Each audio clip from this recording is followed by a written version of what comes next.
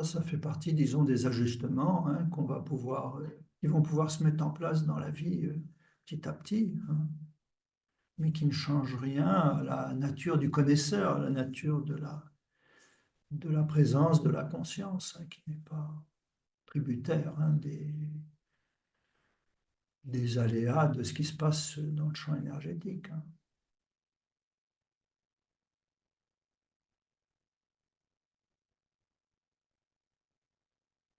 Donc, évidemment, parce qu'on peut tomber aussi dans un vouloir dès qu'il y a une volonté d'ancrage, on rentre aussi dans un mouvement de vouloir, dans un mouvement conflictuel. Hein.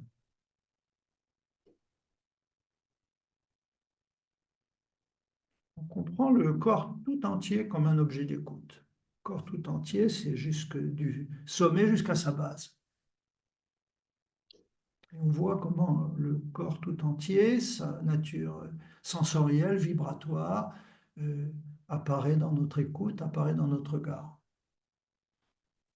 Et dès lors que l'écoute est globale, les énergies qui constituent la structure manifestée vont pouvoir se mettre en place selon leur bon gré, sans qu'il y ait euh, interférence d'une volonté personnelle, simplement parce que l'écoute est globale, le corps est contenu dans sa globalité, hein, et ça va permettre un équilibrage, une mise en place des énergies qu'il constitue.